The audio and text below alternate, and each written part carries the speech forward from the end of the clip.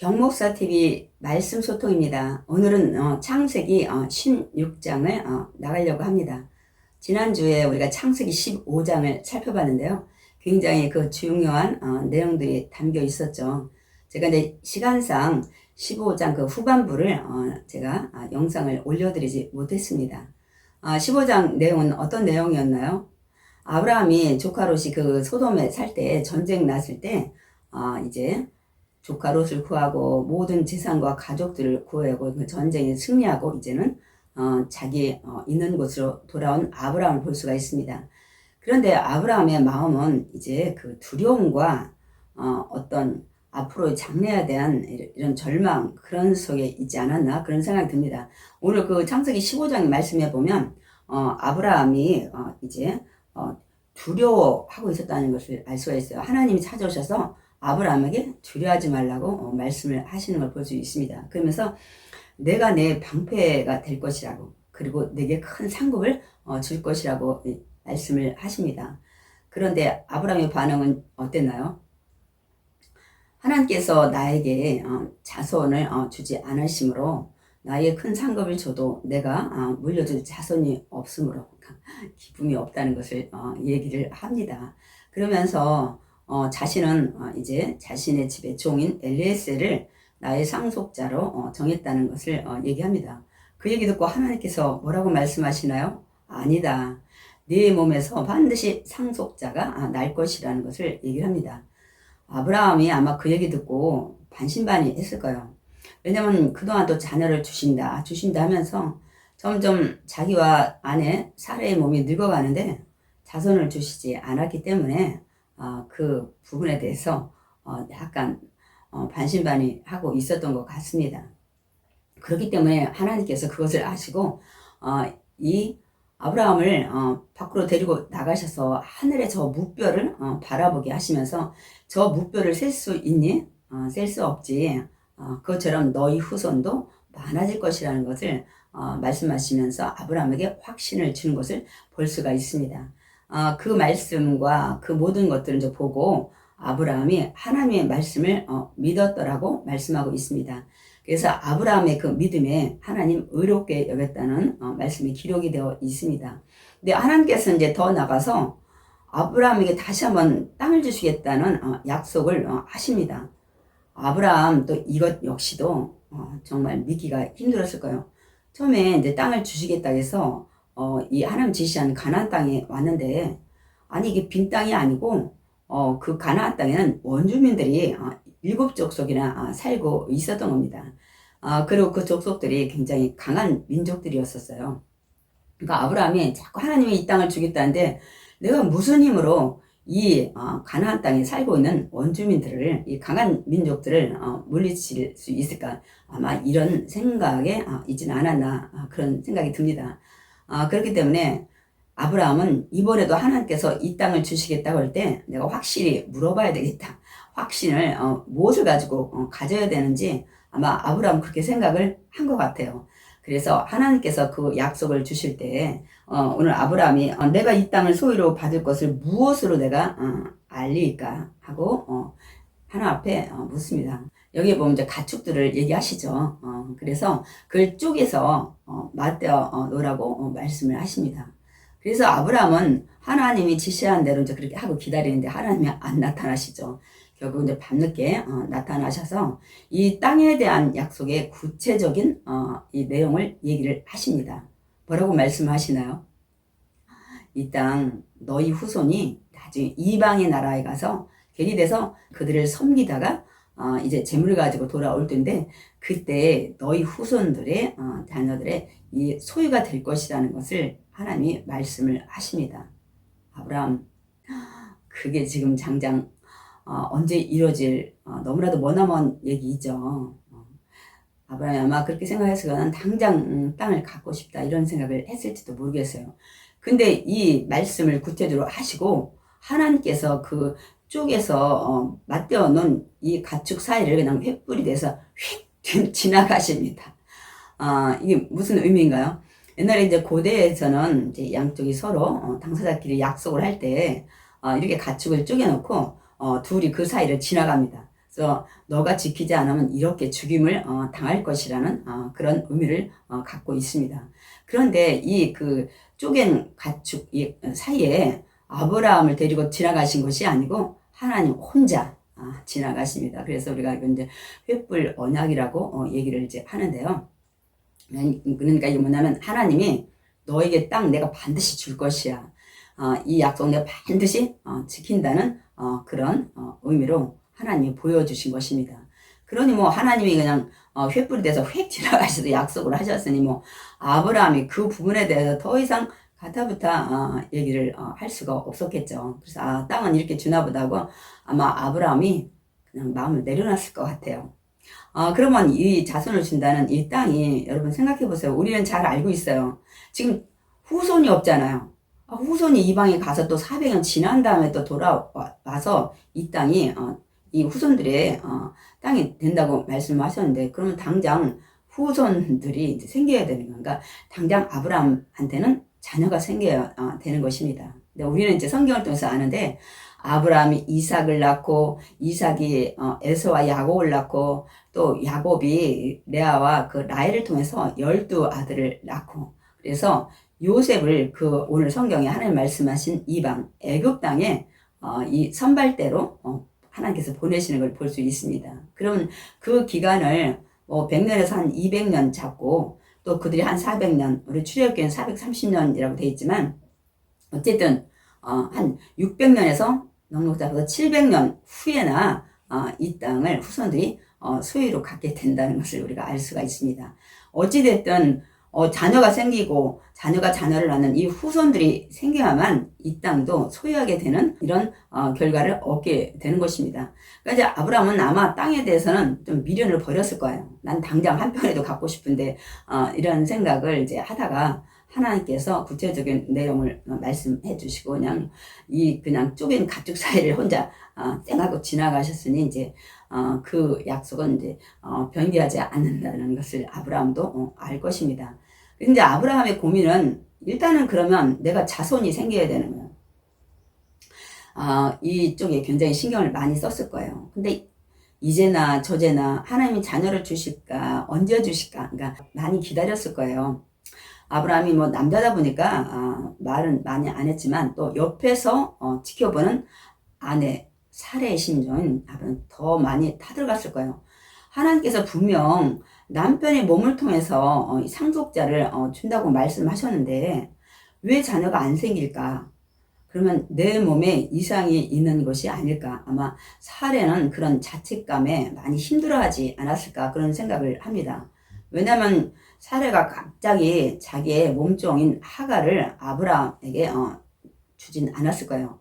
이 생각 저 생각에 남편을 통해서 자녀를 낳아야 되는데 나에게 몸에 이상이 있어서 자녀를 못 갖는 거 아닌가 뭐 이런 생각 저런 생각 하다 결론적으로는 남편을 통해서 상속자를 주신다고 했으니까 꼭 내가 아니더라도 어떤 여자를 통해서도 남편이 씨앗으로 자녀를 낳으면 되니까 이렇게 아마 결론을 내린 것 같아요. 그래서 아브라함을 불러서 사레가 그 얘기를 하죠. 이 사레가 출산을 못하니까 아브라함에게 하나님께서 내 출산을 허락하지 않으셨기 때문에 내가 원하는데 내 몸종 하갈을 취해서 아들을 낳았으면 좋겠다는 그것을 얘기를 합니다. 여러분 이 사레가 생각하고 결론을 낸 이 제안 여러분 어떻게 생각하세요? 사실 여자 입장에서는 정말 굉장한 결단입니다. 여러분 어떤 여자가 남편에게 다른 여자를 줘서 자녀를 낳게 하는 이런 것은 여러분 참 쉽지 않은 거예요. 저래도 못할 것 같아요. 그런데 이 사례가 인간적으로 바라보면 굉장한 헌신의 그 마음으로 이 하갈을 아브라함에게 주겠다고 결단을 내린 거예요. 그러니까 우리가 인간적으로 볼 때는 우리가 칭찬할 만하고 대단히 그 헌신적인 마음이라고 할 수 있지만 제가 어떤 번 영상을 보니까 이 사례에 대해서 굉장히 그 칭찬을 하고 좀 미화를 많이 시켜놨더라고요. 근데 우리가 성경은 우리 개인의 생각을 전하는 것이 아니라 하나님의 생각, 하나님의 뜻을 이 구속사적 이런 관점에서 우리가 성경을 보고 말씀을 전해야 합니다. 그래서 인간적으로 볼 때는 우리가 칭찬할 만한 사례지만 사실 우리가 갈라디아서 4장에도 보면 그 얘기를 분명히 해요. 하갈을 통해서 난 아들은 육신의 아들이고 이제 하나님께서 아브라함과 사례를 통해서 난 언약의 자녀, 약속의 자녀라고 분명히 말씀을 하고 있습니다. 그리고 우리가 알다시피 이제 하갈을 통해서 잉태하고 낳는 아들 그 이스마엘이 지금 후손들이 누굽니까? 그들이 아람 민족의 그 이슬람을 믿는 그들입니다. 그래서 그들의 목표는 이스라엘을 없애는 것이 목표예요. 그들이 섬기는 하나님은 이 우리가 창조주 하나님이라기보다는 그들은 알라라는 이런 신을 하나님이라고 섬기고 있다는 사실과 그리고 우리가 알아야 될 것은 지금 우리가 살아가면서 굉장히 경계하고 두려워하는 것이 염려하는 것이 공산주의도 있지만 그거보다 더 지금은 이제 염려하고 경계하는 것이 이슬람입니다. 그렇기 때문에 지금 사하라의 이런 이 제한 이것을 정말 더 많이 미워해서는 안 될 것 같아요. 그래서 이거는 하나님이 약속하신 방법이 아닙니다, 여러분. 그렇기 때문에 오늘 우리가 이 사건을 통해서 하나님이 언약을 하셨을 때 우리는 끝까지 인내하고 기다려야 된다는 사실입니다, 여러분.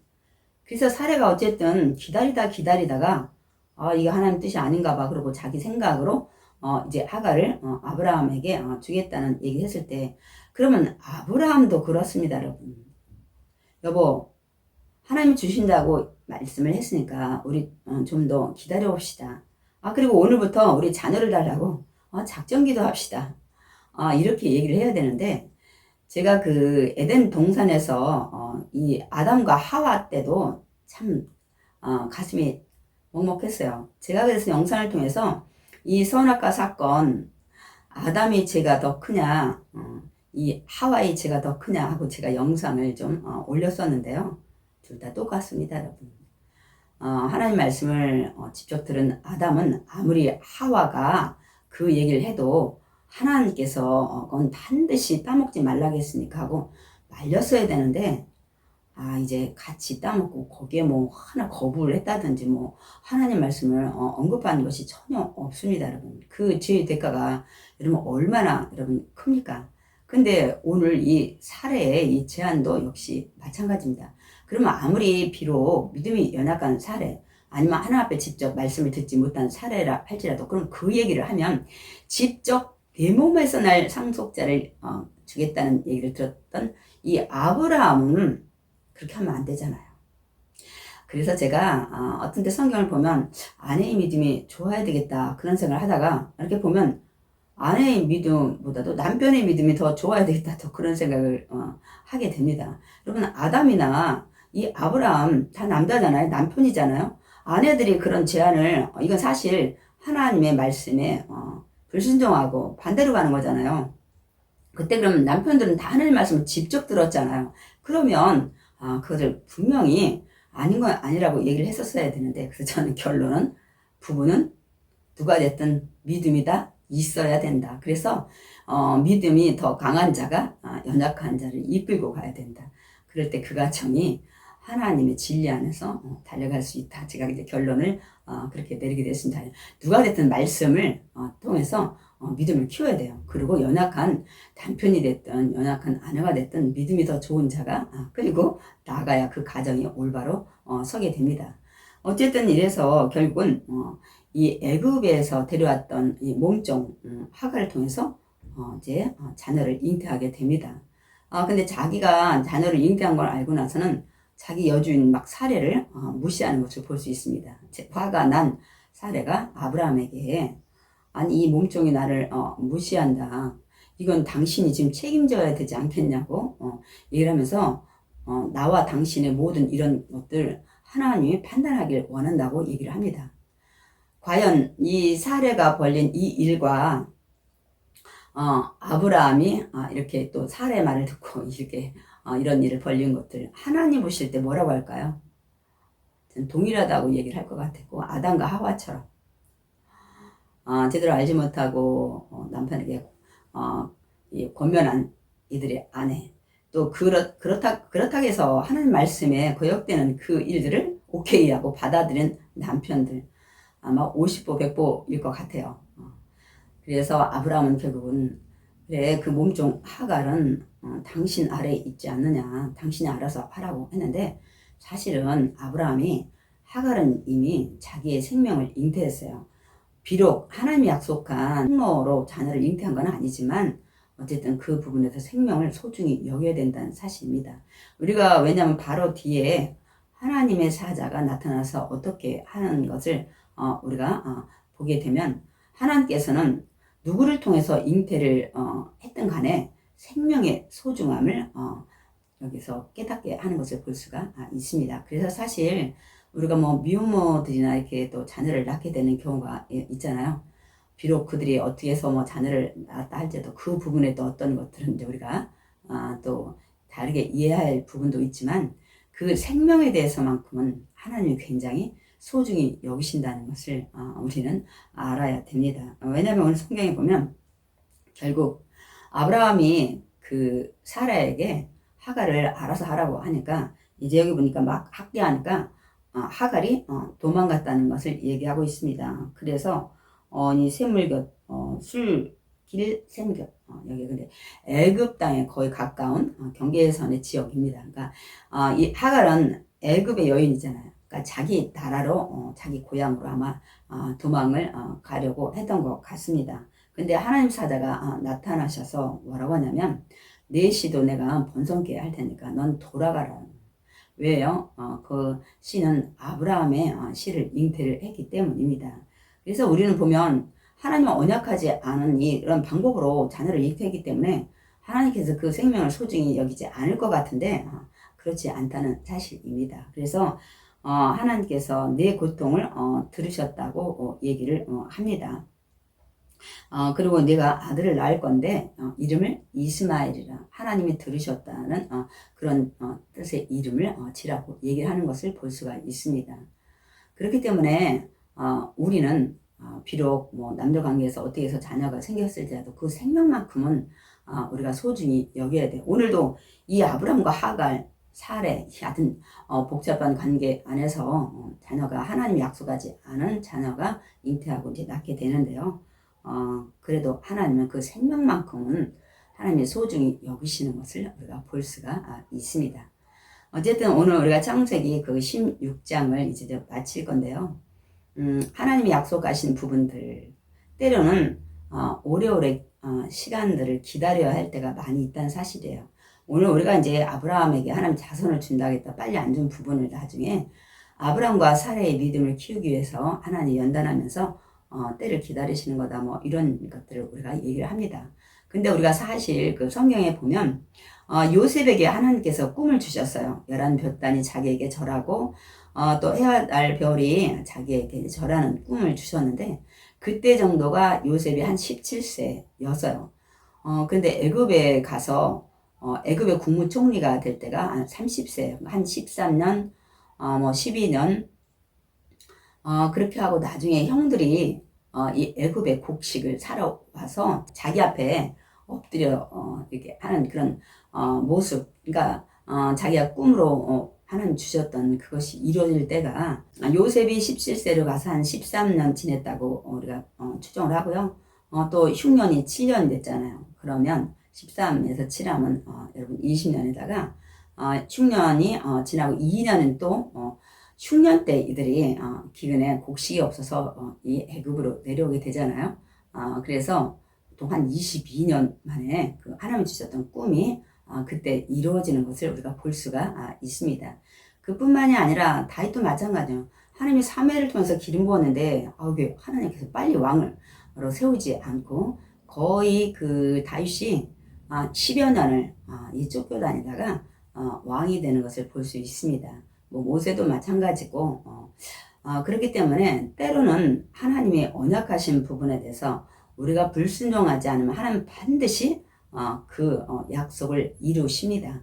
그런데 때로는 또 빨리 이루어지는 부분도 있지만 이 성경의 인물들을 우리가 들여다보면 이 때가, 우리가 인간이 굉장히 그 기다리는 때가 우리 생각할 때 좀 긴 시간을 지낼 때도 있구나 하는 것을 우리가 알아야 합니다. 그런데 그 긴 시간이 그냥 아무 의미 없는 긴 시간들이 아니었었어요. 뭐 요셉이 갑자기 애굽에 가서 국무총리가 뿅 하고 될 수는 없잖아요. 그 단계에서 이제 정치 수용소에서 또 정치에 대해서 알고 그래서 애굽 국무총리를 세웠어도 그 나라를 다스릴 수가 있었죠. 모세도 마찬가지. 하나님께서 물에서 건져내서 하나님 이제 쓰시려고 생각을 하셨지만 이런 왕궁에서 지식 40년 또 광야에서 이스라엘 백성들 끌고 나와야 되니까 40년 이렇게 시간이 지난 다음에 하나님이 모세를 사용하시는 걸 볼 수가 있습니다. 뭐 다윗도 마찬가지예요. 그 10여 년 막 돌아다녔지만 그때 다윗이 갑자기 목동에서 왕으로 휘잉 간다고 이스라엘 백성들이 이제 그렇게 추종을 하지 않죠. 왜냐하면 이미 사울에게 기울어진 이스라엘 백성들의 마음을 돌리는 데는 그만한 시간과 또 다윗이 인정받아야 되는 이런 것들의 시간들이 주어졌다는 것을 우리가 이제 알 수가 있습니다. 그렇기 때문에 저와 여러분 하나님이 약속하신 부분은 반드시 이걸 성취하는데 그때는 하나님이 주관하시고 정하신다는 사실. 그래서 우리는 너무너무 그 이루어지지 않는다고 여러분 실망하지 마시고 끝까지 하나님께 맡기고 기도하면 하나님의 가장 아름다운 때 이 적시에 하나님이 그 약속하신 모든 것들을 이루어 주실 줄 믿습니다.